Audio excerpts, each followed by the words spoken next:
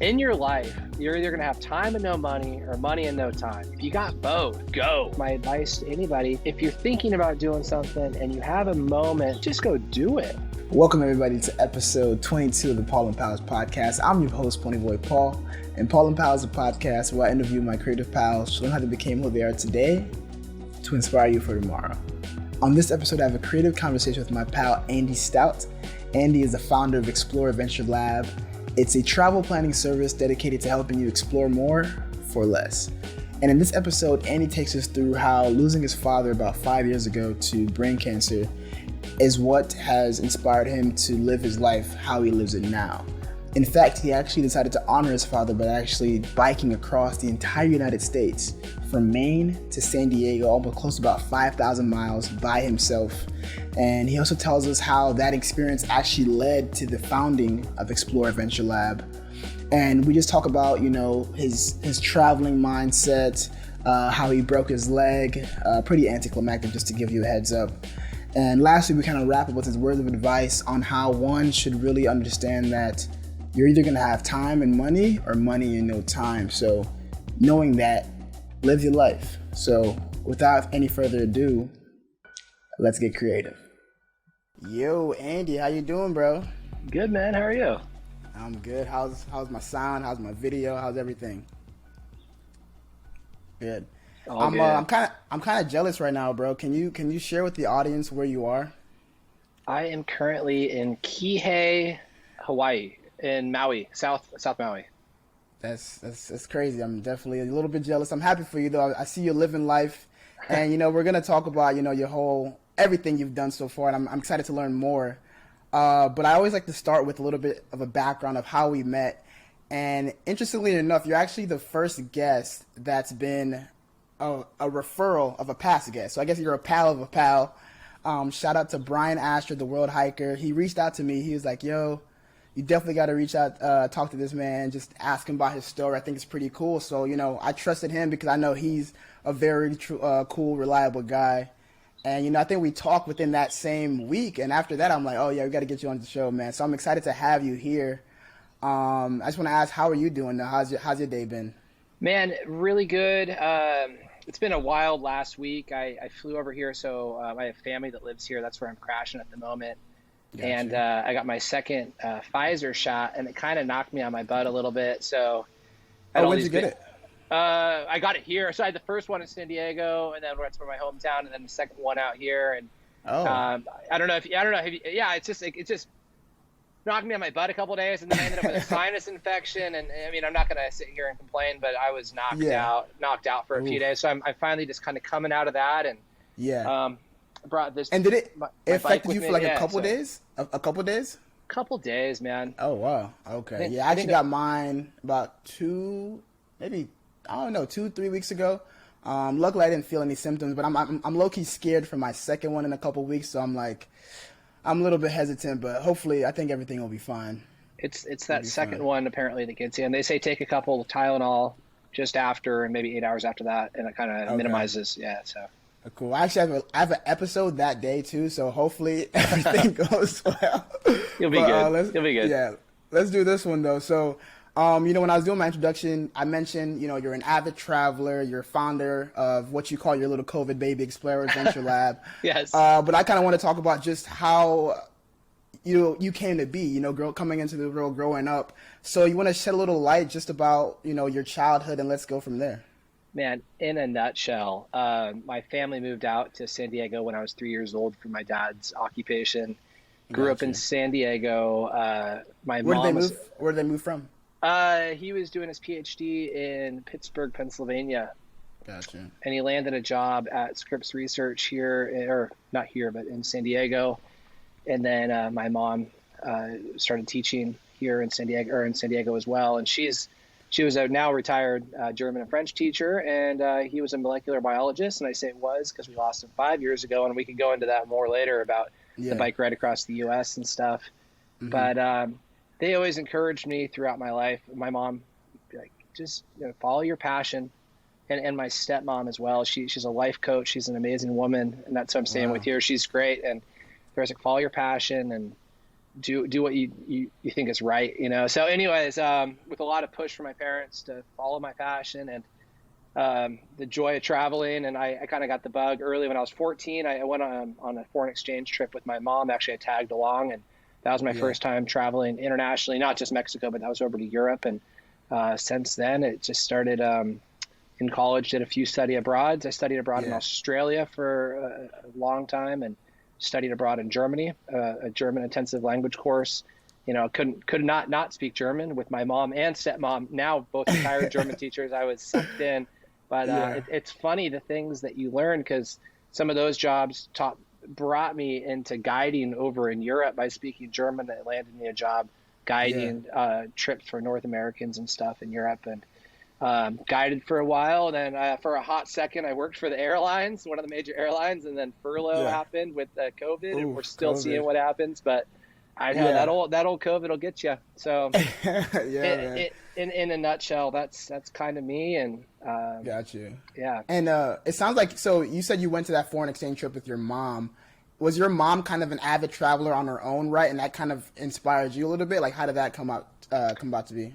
Yeah. So when she was 20, she had done her first trip to France, and she did a study abroad over there. And my stepmom actually lived in Austria, I think, for 12 years in her previous marriage. And my dad was always traveling. And my uncle actually lives in Oslo, Norway. Currently, he's lived there for a long time. He met a Slovenian woman that lives there. So it's in our family's nature to always kind of be traveling. Like, what is the next trip? What's going on next? So yeah, no, that's dope. I can relate to that. I think, growing up, I always used to hear about my dad traveling.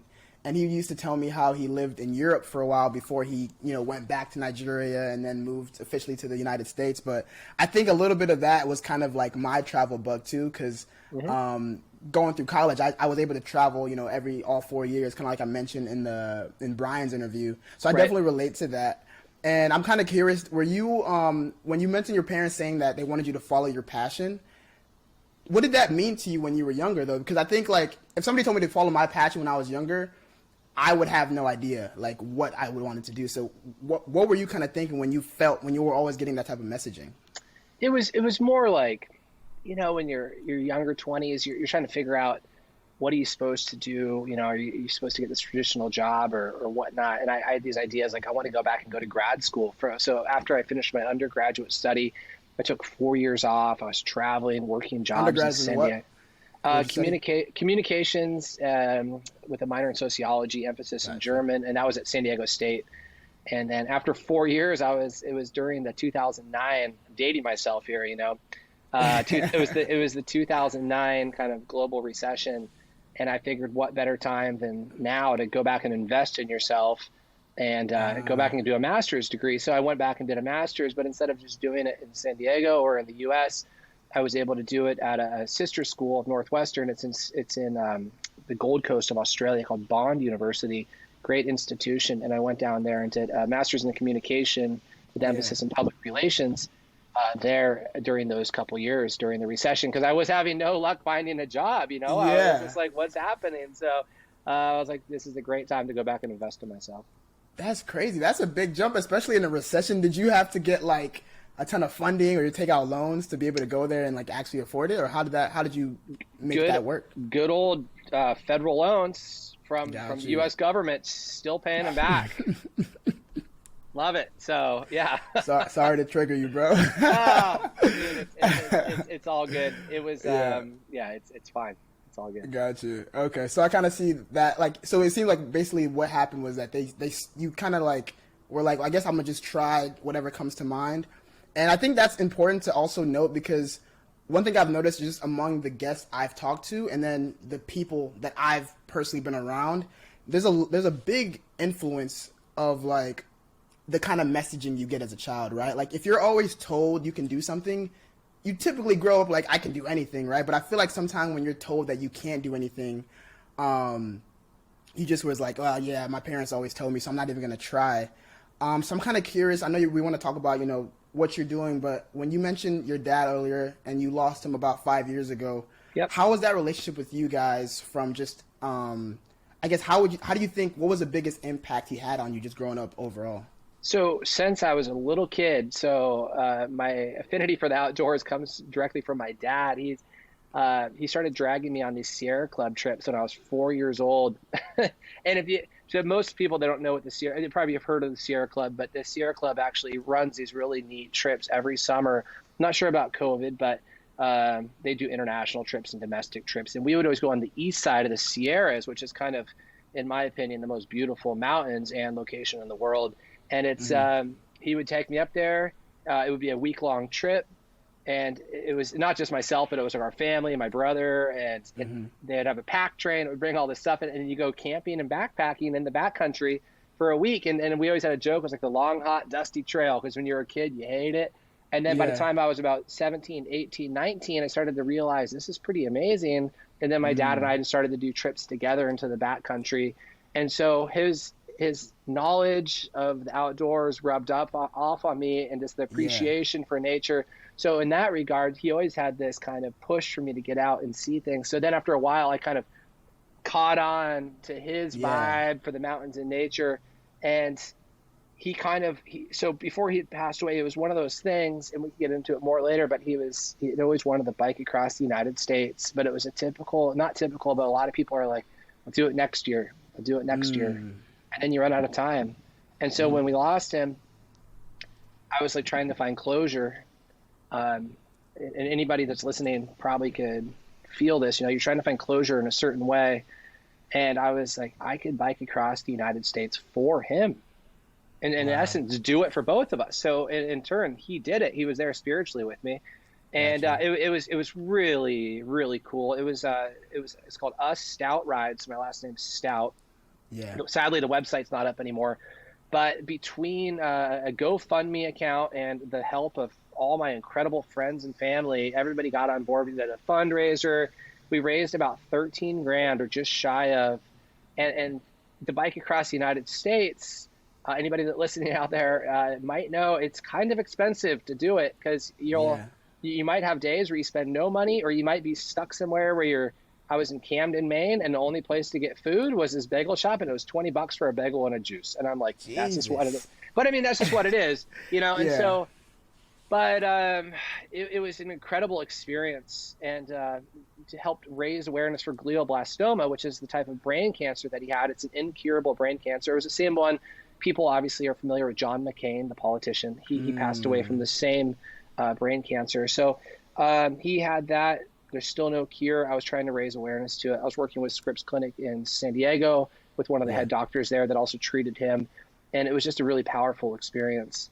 And so that's kind of the things that he's kind of pushed on me, and I still take with me in a daily routine. I mean, even yesterday and today, I was out for a ride this morning. Yesterday, I went on a great hike here in Maui. And it's things like that, going out into nature and just reconnecting and being with yourself.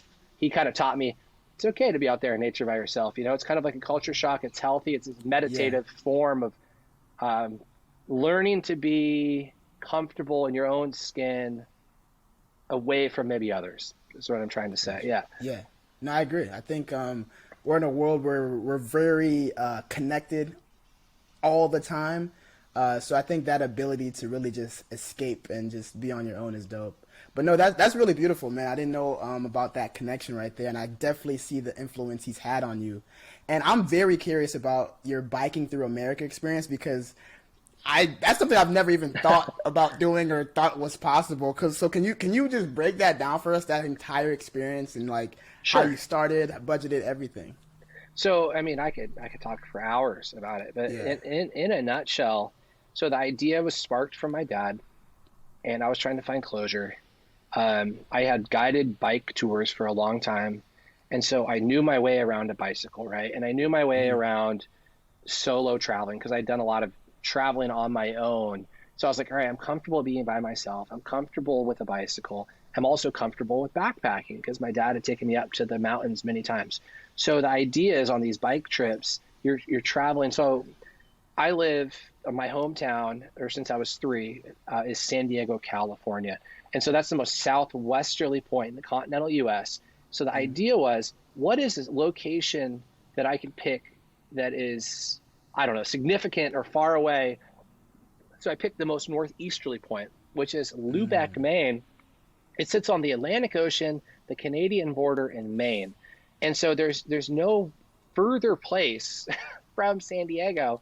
So I after the fundraising and built the website and get all the gear together, and all this takes a lot of time. And I had a lot of really close friends. Good friend Gavin, his little brother, worked for there's a bike company called Specialized. They make incredible bike components, and they got on board and helped me out. And his fiance, soon to be wife, used to work for Cliff Bar, and she got me stuff from Cliff Bar.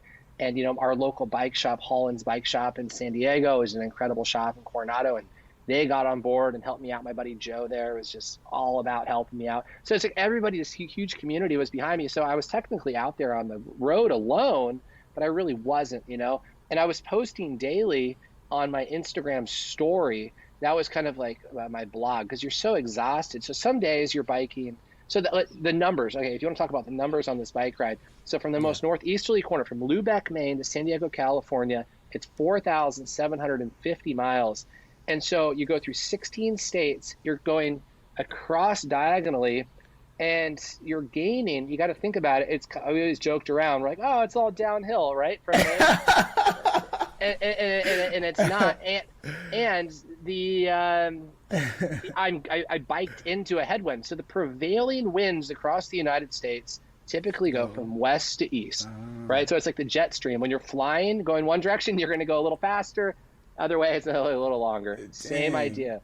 So I'm biking. And that's majority of this ride is going into the wind. Yeah, and I would meet people. I was biking. There's this awesome guy. I don't know. I can't remember his name at the top of my head, but he was biking along me. It was called the Hogsback. It was out there in Escalante, Utah. Really beautiful high desert. And he's like, you're biking into the headwind. Like, you picked the wrong way across the United States. And I was like, oh yeah. I'm like, I love a headwind, sarcastically, but at a certain point, you're like, it is what it is. And for me, biking home to San Diego was the carrot on the end of the stick, because it was incredible when I finally did reach home. And my good friend Jesse's like, you blew it.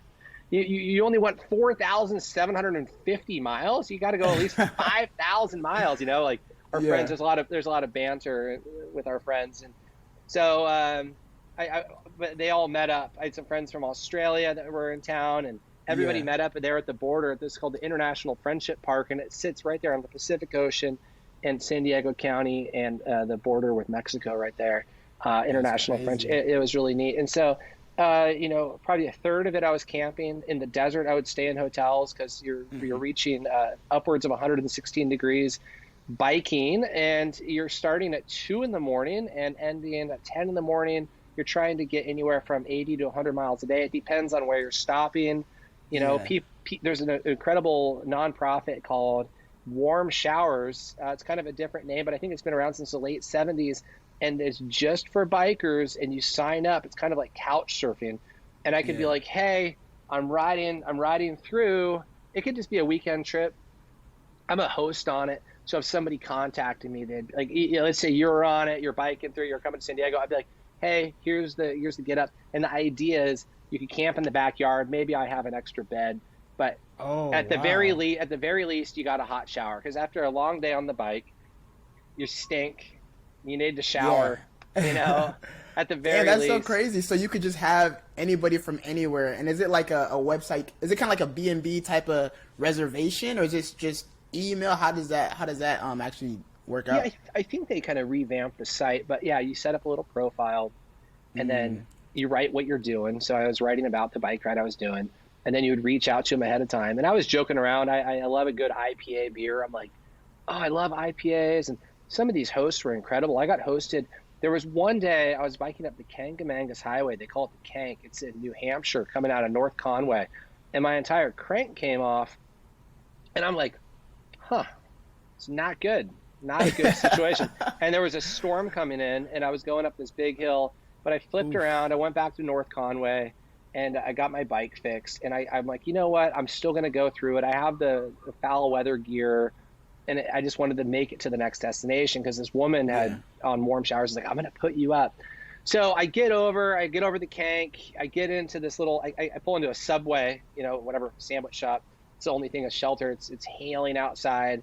And I call this lady. I'm like, I am so sorry, but I'm not going to make it tonight. I'm about 40 miles away, and I had a mechanical problem. And Oh, because you told her way ahead of time you're going to come to her place. And now you're telling her, oh, don't cancel it. So this woman, incredible lady, she's like, I'm coming to get you. And I'm like, wait a second. Before you say that, I have to be back here tomorrow because this is where I need to start riding because I'm not skipping any miles. Ah, wow. Right? Yeah. She's like, I'm cool with that. So she took me back. They had this beautiful house in the woods. They made their own maple syrup. She made me an incredible big dinner. She had IPAs there because I wrote out like IPAs. What? Her husband made pancakes in the morning with blueberries. It was just like these just beautiful experiences of the most friendly people that don't want anything in return. And I found that time and time again on this bike ride. I mean, I could just talk about stories like that. But she dropped me off the next morning. I continued riding. I think one of the neatest stories, I was leaving Pittsburgh, Pennsylvania, and I went through the panhandle of West Virginia. And the next morning went into Ohio, really hilly, if anybody's been over there. Beautiful area, long day. 100 miles, maybe over 100, just a lot of elevation gain. When I'm talking about elevation gain, it's a lot when you're riding a 70 or 80 pound bike. You're constantly rolling hills, nobody thinks about the rolling hills. Everybody thinks about the Rocky Mountains. And I'm like, have you been to Missouri? Have you been to Ohio? Have you been to West Virginia? It's relentless. It's just like, here's another one. But that day I had somebody in a minivan, and believe it or not, there are people that don't like bikers. Oh yeah. This guy in a minivan comes by and he swerves at me, and who knows, maybe he was drunk or high on something, and he flipped me off. You can't be mad in a minivan though. I mean, if it would be different if a truck, but a minivan. I wish I could love this guy. But this guy was an angry human, and I was like, oh man, it put me in a bad mood. It was already a long day. I get to this gas station, and I was buying supplies for the next day, just like banana, some juice and stuff. And this other guy pulls up, and he has a mountain bike on the back of his truck, and he goes, "Hey, what are you doing? Like, what are you up to?" And I'm like, "Oh, I'm biking across the U.S." And he's telling the story, and he gives me a $20 handshake. He's like, "Here you go, man." And I'm like, "Thank you." What? That's so cool. Yeah, because he knew it was for a good cause, and he knew the money was going towards raising awareness for glioblastoma. So then that $20, I end up at this campground. And I pull in, and the old boys are all in there, and this one guy runs this campsite, and they're all playing poker in there, and I pop my head in. I'm just a sturdy, stinky biker, on my like sixth state, beard's going big, and he's like, "Oh, hold on," and I'm like, "All right, no worries." So I just hang outside. He comes out. He's like, "Look, man, I got two options. You could go camp because I had my own tent and everything. He's like, you could camp, $20, or there's a cabin over there. You could stay in there for $20. And I'm like, cabin. and then, 10 minutes earlier, somebody had given me $20. So then I take that $20 and hand it to him. It's just like these really cool serendipitous moments that just kind of made the ride really beautiful. It was like kind of like my dad looking out for me on the ride. And I never felt alone. I always had connection with friends. There was really long days. I mean, there was things that would happen. But you just be flexible. You go with the punches. And at the end of the day, it's all part of the experience. I mean, everybody always says it's about the journey, not the destination, right? So no, that's really dope. You almost make me want to bike across the country. I'm not going to do it, but I'll probably think about it. Hey, let's get into that. And before we get into Adventure Lab, one thing that I thought about as you were telling that story is that you mentioned that one of the main reasons, or one of the driving factors for this trip, is that you wanted to get closure. Did you feel that after this trip you really felt like, I did it for you, Dad? Like, did you feel at peace in some way? It's funny you say that, because I came off this bike trip, and if anybody listening, and probably yourself included, has ever had a huge goal and you work towards it, then all of a sudden you complete it, but if you don't have like a plan afterwards, you almost have this strange form of, I don't know, like kind of postpartum depression. So you go through this moment where, like, remember I got home and, biking across the U.S., it was so incredible. Every day was different. There was a challenge, you're meeting people, you're trying new things, different food, da-da-da. And then all of a sudden you're home and it's just like this weird silence. And so in regards to what you're saying, finding closure, yes, but also I just felt myself at loose ends. I didn't know what else to do. And so Gotcha. then there's this hike, and this is what I'm going to roll into is I had permits that I had applied for before called it's a hike called the John Muir Trail, and it's part of the Pacific Crest Trail, which is what more people probably know. It's not all part of it, but there's some sections of it. So the Hmm. John Muir Trail goes from Yosemite Valley floor. And Yosemite is one of the most famous national parks in the United States, beautiful place, and it Yeah. goes to the highest point in the continental U.S., which is Mount Whitney, which is in on the eastern Sierras, which I mentioned earlier, and it's Hmm. about 200 miles south. And so you hike in the backcountry just with your backpack through these different wilderness areas, and it's this incredible experience. So my dad had taught me about the Sierras when I was younger, and him and I actually had done a section from Tuolumne Meadows to this valley floor. So we hiked down the Merced River, just beautiful hike, really mellow. And when my dad and I were hiking, we were never bagging peaks. It was all about just chilling, do like maybe 10 miles a day, bring a book, set the Mm. hammock up, go fishing. And then it's like when I was hiking, by myself, I'm trying to do like 20 miles a day. I'm doing like 25, and I'm just Yeah. like, I'm just trying to crush it. So I had these permits to go from where him and I had started. So I went from Tuolumne Meadows to Whitney, which is the rest of the trail.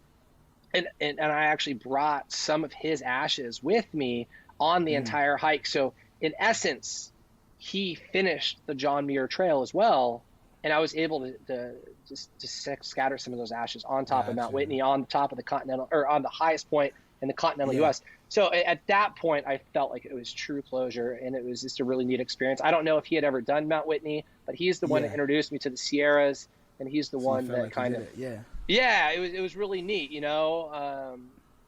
So at that point, I think there was almost more closure. And at that Gotcha. point, I came out of that big experience, um, kind of with ideas about Adventure Lab and Okay. trying to get a job at the airline or maybe a little more travels.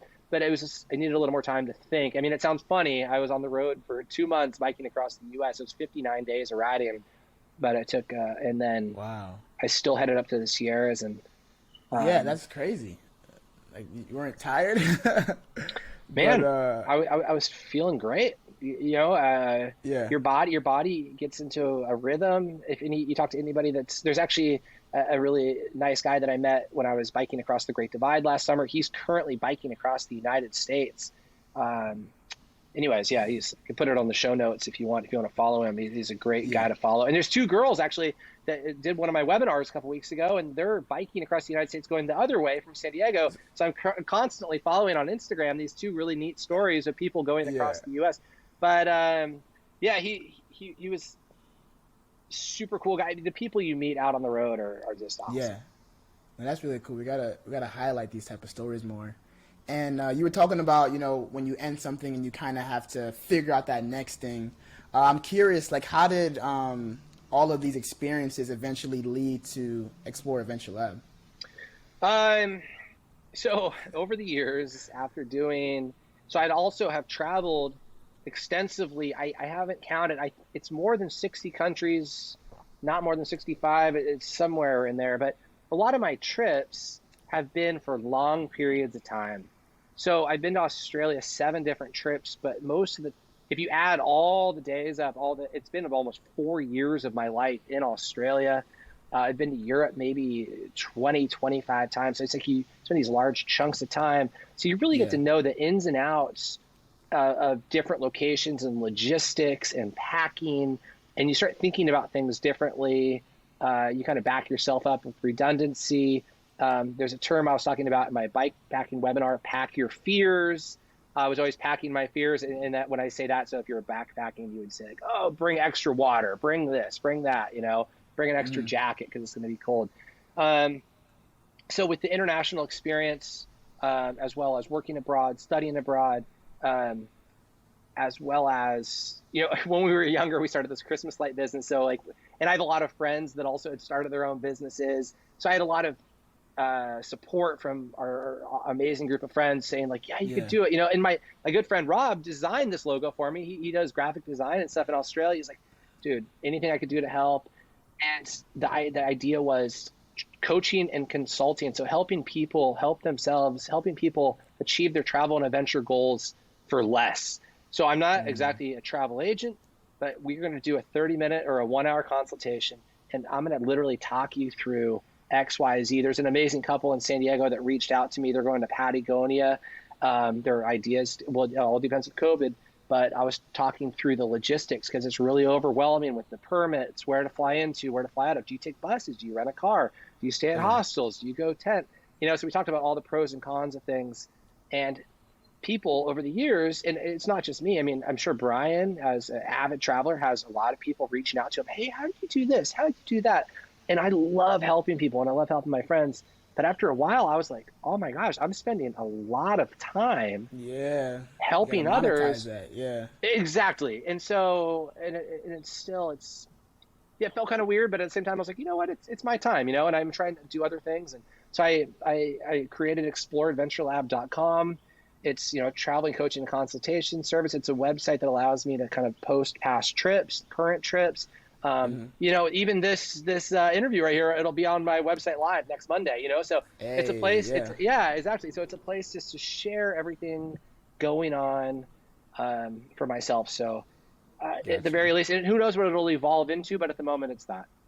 No, I love that. And I wanted you to use that opportunity because you mentioned the consultation, right? So for anybody listening live right now, the questions are going to be up tomorrow night and be up till Saturday. But I kind of want you to kind of sell that. And what would somebody expect to get? One, if you're a winner that gets the 50% off the 30-minute consultation call versus the 20% off for everybody, that's going to last until May 15th. I want to know, what would I expect if I'm reaching out to you for a consultation call about a trip that I want to take? Okay, so first of all, usually the way it works is like if you go on my site, you could fill out, it's linked with MailChimp, it's a questionnaire asking all about you, and then we're going to have a 15-minute consult for free before anything paid, excuse me. I would find out kind of what you're looking to do, right? And so the consultation comes down to where we would start out, the biggest thing, I'd be like, all right, Ponyboy, what do you want to, what do you want to feel out of your trip? You're like, let's say you want to do, I mean, it could be anything. You want to go hiking in your backyard. I mean, you're in Houston, right? You're Eric, or I want to go to Croatia. People want to do these trips. They see stuff on Instagram. And I had this conversation with my stepmom yesterday. People see stuff and they're like, that looks incredible, on the photo, but they don't understand all the work that goes in behind it. So I'm trying to help fill in the gaps and put some realistic ideas, personal experiences from what I had. So what we would do is have a 15-minute consultation that goes for free. And then if we figure that we're a good fit for each other, you're like, you know what, Andy, you sound like you know your stuff. You could probably help me get around Croatia. And I also want to go to Spain and X, Y, Z. I mean, any kind of itinerary. Let's move forward. And then that's when we would move forward into a paid platform, either a 30-minute or a 1 hour or some kind of custom package that we put together. And so it's kind of just each one's unique, And or it's like if you said something like, I want to bike across the United States, I'm like, here's what we're gonna do. And it's gonna take a lot more time than 1 hour. Yeah. That's the premium package, huh? Yeah, and that would be more of something like me on retainer. And I'm like, okay, so let's talk about training, planning, gear, logistics, thinking about the realities of it. Like I said, I mean, I think we're all guilty of it. People pop on Instagram, you're flicking through, and you're like, oh, it looks incredible. The person's in Nepal. Yeah. That looks cool. I'm at Everest Base Camp. To get to Everest Base Camp, it's a lot of work. You got to get to Kathmandu. Kathmandu is a big city. It's a different kind of city. Every city is unique in its own ways. It's not good or bad. It's not dirty or whatever. But I absolutely loved it as a traveler because the flavors and the smells and the people were amazing. Nepal's probably one of my favorite countries in the world, but you have to be just really flexible and easy to go with things. Because if you have this idea in your mind, like, I'm going to show up and get a photo at Everest Base Camp, it's like, it doesn't work like that. Like, you got to get to Kathmandu. Usually people hire a guide. You could get your own permits. It takes a bit of work. Then you got to either hike into Lukla or take a local flight in. And then from there, it's a pretty good hike through multiple spots before you even get to where you're trying to go. And you don't even know if you'll make it because you might be adversely affected by the altitude effect or altitude sickness or something. So it's one of those things, you kind of set realistic goals for people. So I could say through experience of things that I've done, I could be like, here's the reality. This is how I did it. This is how I went about doing it. I could help you out, and go from there. So that would be kind of what my service is. And I'm totally flexible, and I want to have fun with it. I want to be your cheerleader. I want to help you out, and I want to make you get there. And because there's packages that big companies in the U.S. run. So to go to base camp, I don't know, I haven't looked at the price tag, but I hiked by some people with the REI. They had all the REI porters and the big bags, and you can tell it was an REI group. And REI is great, but if you don't want to spend $5,000, $10,000, or whatever it might be, I could teach you how to do it for less. I could be like, all right, this is how I did it. I did the same trip as those guys, but I did it for a heck of a lot less. I met a guy when I was hiking in Torres del Paine, did the O Trek. I figured out how to do the whole thing for, I don't know, it was something like $400 or $500, maybe even less. Kind of did all my own planning, own campsites, went through all I speak a little Spanish, not as good as Brian's, but it's all, I could hang, And I met another guy. We were kind of trading notes at the end. He's like, I spent $3,000 on this. How did you do this for $300 or whatever it was? I'd have to look at it again. What? And he was just like, wow. But it was also, once again, maybe he didn't have the time to put into it. It took a lot of effort to figure out all the different systems and the different reservations and all that stuff. So and I'm curious too, because you mentioned that it's mostly, because obviously you traveled a lot. But what about your personal bias? If I'm asking you about a place that you and I both haven't been, I guess how would you be of service then? Do you kind of refer them to just resources, or how do you go about that? So that would be the same thing. So the whole idea is we're doing a whole screen share. We would probably just on Zoom because it's so easy to do screen share, but there's other ways to do it as well. I record the whole thing, and you're talking about places I haven't been. So I've been to, I haven't been to Kenya, but I've been to Tanzania. And they are different culturally, of course, but maybe they're similar in certain ways. And I've gotten visas inside Africa for other locations. So, if we're using that as a location thing, if somebody wants to hike Kilimanjaro, could be like, look, I haven't done Kilimanjaro, but I've done some other peaks that are equally high. This is how I dealt with it. Here's how the permits work there. So after you've done a few different trips and enough traveling, you can kind of take tricks and tools that you've learned from past trips and put it into effect for other trips. Exactly. You're like, this worked well in Argentina.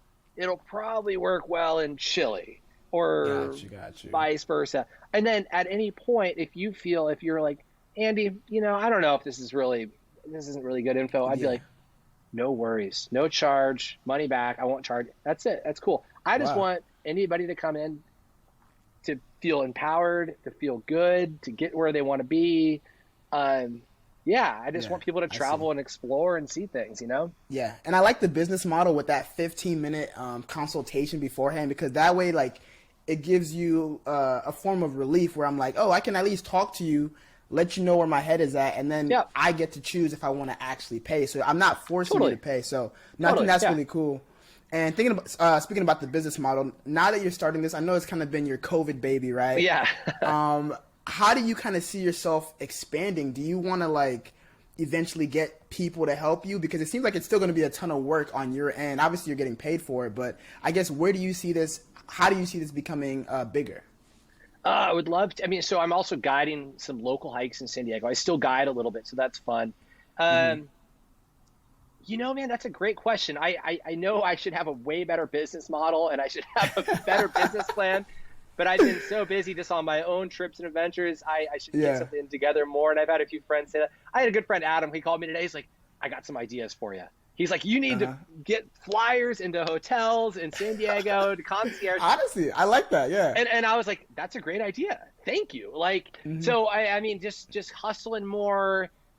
You could probably attest to this, running your own biz here. It's like trying just to keep up with making content for social media to attract more business takes so much time, and I love doing it.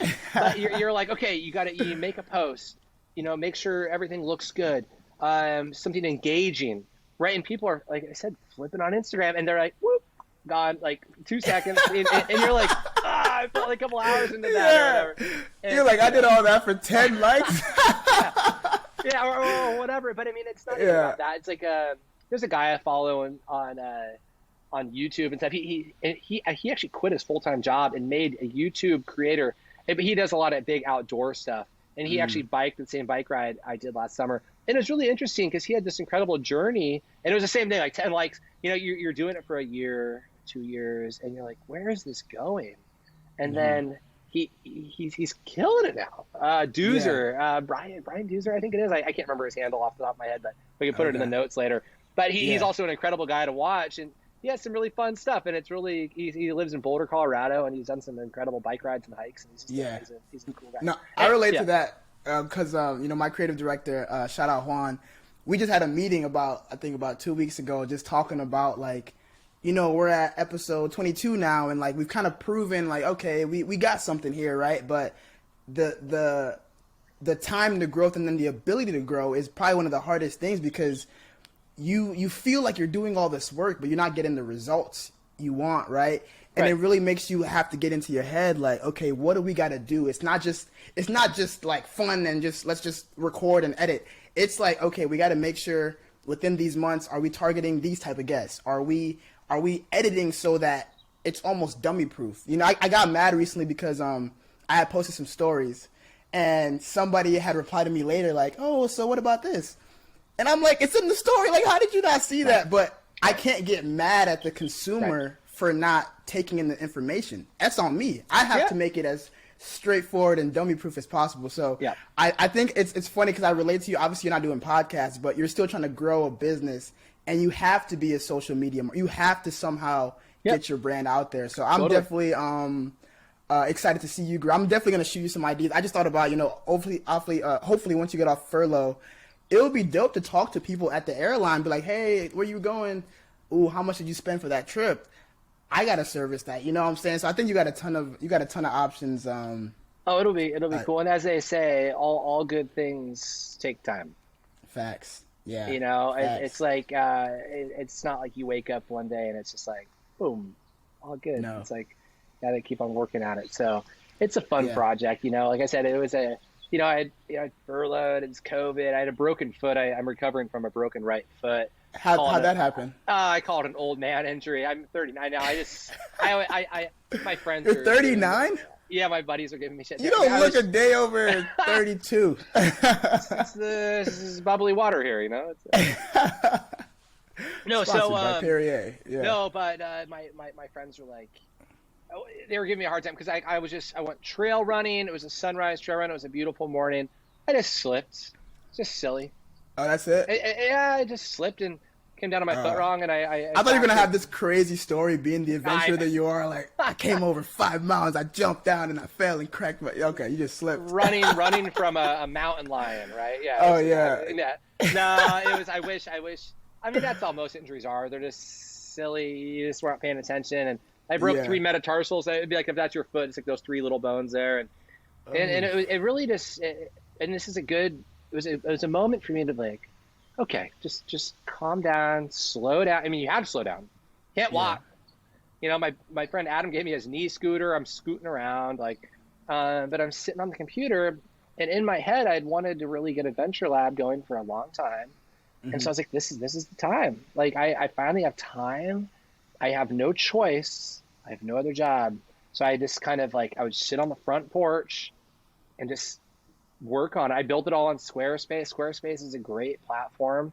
I mean, it's pretty intuitive, and you can. And make if you really listen to podcasts, they do literally their marketing budget. Every single podcast is promoting Squarespace. So I mean, I've definitely tested it. It's definitely worth it. So that's dope. They're cool, yeah. So, anyways, it was just like this multitude of things that you could take and be like bummed out, be like, "Oh, here we go, a broken foot." And it's like, no, I'm gonna. I try to think of myself as a positive person, and we all have our days, but trying to move forward. Don't live in the past. Deal with what you have now, and try to come out of it with something good. Come out of COVID with something productive. Like I said, some people had babies during COVID. I made this website. I made this business. It's my little baby. I was like, where are you going with this? I mean, well, I do have friends. It's like, or some of my cousins. They're like, oh, COVID baby. It's like the whole thing. So, Yeah. It's funny. That's funny. But no, I'm really excited to see this grow because I think what I've noticed about you just in the brief little story you've told us is like you're very like you're able to set your mind and just get after it. And I think that's one of those few things that you may not be able to teach, but right, I think you can hopefully learn. And that's kind of one of my goals with, Paul and Pals is hopefully keep showing these stories because I think the thing about motivation, and you might have experienced this during your bike across the country, like you're not motivated every day. Like you might have a great day. You did this many miles, and then the next day it's raining, or a minivan driver flicks you off. Like so, I think I hope people understand that motivation is something that you have to keep going to that source, and every time you feel down, like you have to go there. And I'm curious to know what is your source? What keeps you kind of going throughout your ups and downs? It's a great question. What keeps me going? I don't know. I really try to live each day to its fullest. I know it sounds cheesy, but like I really just try to, you have a moment. It doesn't have to be something crazy. It could be like, I'm going to go for a walk, or I'm going to go for a swim, or I'm going to pick up the phone and call a friend that I haven't talked to in a while, or maybe I'm going to make a meal that I haven't made in a while, or try to eat healthier, or start something new. That's what I try to just implement in daily life, always trying something new. And, going back to what we were saying with like biking across the States or having a challenging thing in front of you, whatever it might be, everybody's going through different things in life, but there's always big hurdles that we have to get over. Sometimes you think for yourself, starting a podcast, or for me, starting Explore Adventure Lab, or biking across the United States. If you think about it, it's easy to get overwhelmed. You're like, this is insane. I'm going to bike from Maine to San Diego. I don't even know where to start. And it's like, okay, just get your gear together, then get your route together, get yourself there. And then you get there. And I remember the weirdest feeling. I got dropped off by this minibus driver, and he goes, I think it was a Vietnam War vet, really cool old guy. And he goes, all right, now, if you change your mind, you just go wait next to that white church over there, and I'll pick you up tomorrow on my way back. And I'm like, oh, dude, not changing my mind. I've come way too far. Yeah. And then you stand there, and all this planning has come together, and I'm standing there on this like random corner in the middle of Maine, nobody around. It's not even a corner. It's just in the woods, side of the road. And I'm like, it's all cut. And it's like, now just get on your bike and start going. It's just it, it's like you've done all this work, and don't worry about tomorrow. Just a couple miles now, 10 miles. And each day I would break the days up like that. All right, just get through Maine. Here's we're gonna bike to this location. We're gonna have lunch there. I say we in plural because I felt like I was with like my dad and everybody that was following me along. And so I've taken that and I've applied it to a lot of other things in my life. So, and even like my good friend John, he runs his own business as well, and he's like, I kept on talking about Adventure Lab and this and that. And he goes, look, man, just start, just do it. And after a while, you're like, that's a good point. Just start. Like, who knows? You'll work out. If you don't, because otherwise there's always something to perfect. You're like, oh, well, that photo on the website isn't perfect. And you're like, it doesn't matter. I relate to that. No. And I'm that friend. I'm that John. Like if you come around me and you mention even one hint of something you want to do, I'm going to text you the next week. Like, oh, how was that? You know what I'm saying? Because I don't know what it is, but I just feel like in life we have to live, right? And whenever I hear somebody say something like that, one, they've thought about it. To say something, that means you hopefully, it's kind of like social media. If I post it, I want you to react. You know what I'm saying? So when you say something, I want you to do it because I feel that you want to do it. And I think easily sometimes you might say something and you're like, I kind of want to do this. And you're like, oh, nobody's going to respond. I'm not going to do it. You know what I'm saying? So I want to be that person. Yeah. I want to push you. And I'm not saying it's easy. I'm not saying it's going to be successful. But how will you know if you don't start? You know and you're almost more angry at yourself at the end of the day. Yeah. If you never gave it a shot, if you never tried, right? It's just like, got to give it a go. Exactly. As the Aussie said, my friends always give me a hard time. Because this terrible Aussie accent comes out, but like the Aussies always say, "Give it a go, mate." It's so bad. That was a pretty good. That was pretty good. I'll let it slide. It's bad. It's bad. No, that's dope. Oh man. And I don't want to take too much of your lovely time in Hawaii. I'm still jealous. No, man. Yeah. It's fun though. This has been fun. One thing I always want to make sure I get across, with the motivational, inspirational aspect of this show, if we were to assume nobody was listening, they just saw Andy Stout, who's that, and they just saw a clip. What are some words of advice that you would love to share that have definitely influenced you in your life?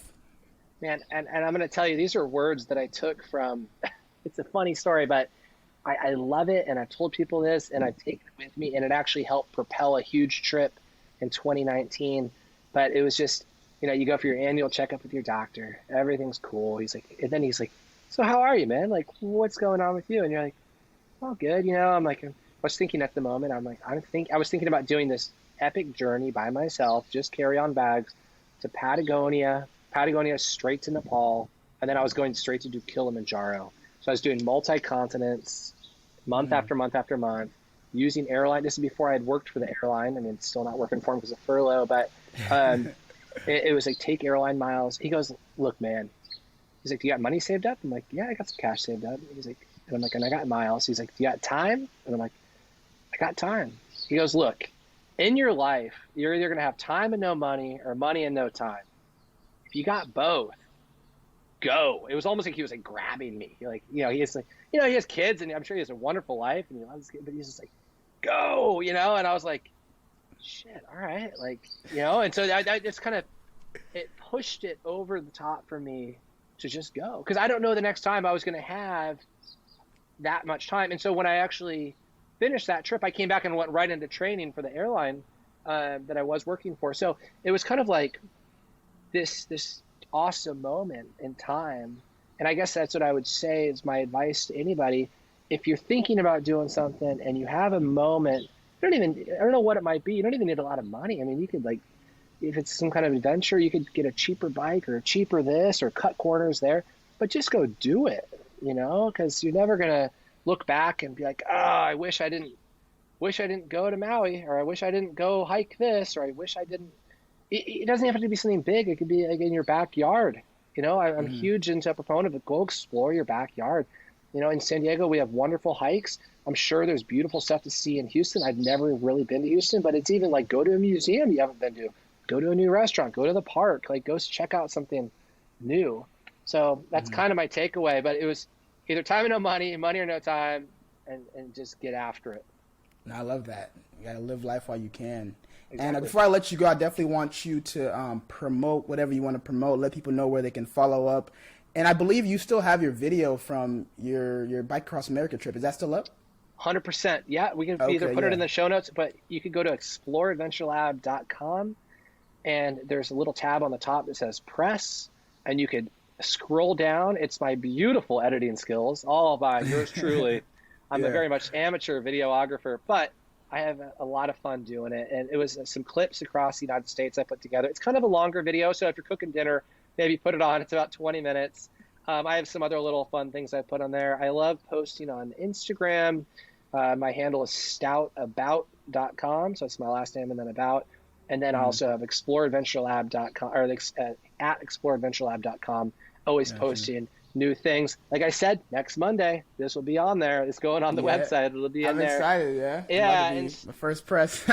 So mostly on Instagram, and then on exploreadventurelab.com. Not really on Facebook as much. So that's where you'd find me. There's always updates, always things going on, and try to have a lot of fun with just stories. And even if you go, there's those little bubbles on Instagram, you can have your stories. So if you scroll on mine, you can go back. There's one from each state of me biking across the United States. Oh, okay. So grab a glass of wine and sit down, and it's a lot of content. Yeah, exactly. It's all on there. And then I actually took those and I put them on my YouTube channel as well. So like I said, what's your YouTube channel again?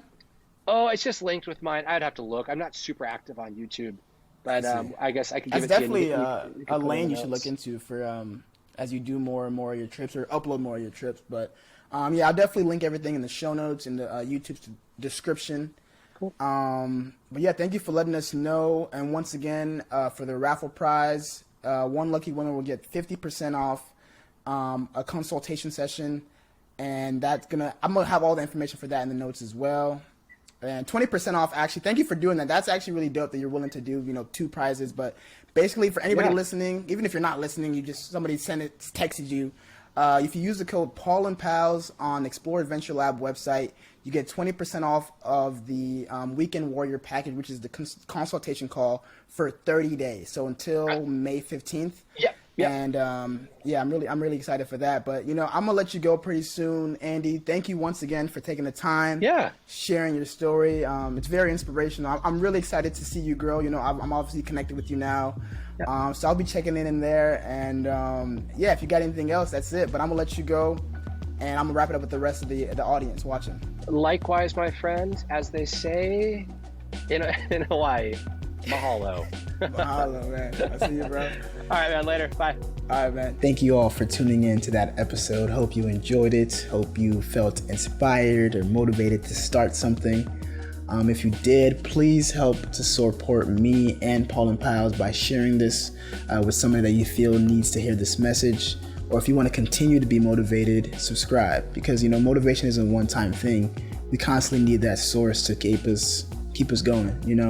If you guys are also visual listeners and you guys are listening to that via podcast, I do also have YouTube videos in 4K for all of my videos, so you guys can just go to YouTube, search Paul and Pals. It's also in the show notes.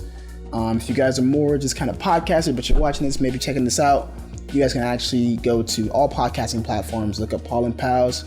And lastly, for my more people that don't have that much time in their day, they just like to get things done, quickly read, I actually do a newsletter of every episode where I kind of summarize who the person is, what they've created, and then I always end with my takeaway, because I always want to give my guests, time during the episode. So at the bottom of my newsletter, I always kind of wrap what I got from it, what I took away. And a lot of people have told me that they've really enjoyed that. So you guys can also subscribe to that at read.paulandpals.live. If you guys want to support me financially, I actually got some cool merch, if you can't tell if you're watching this.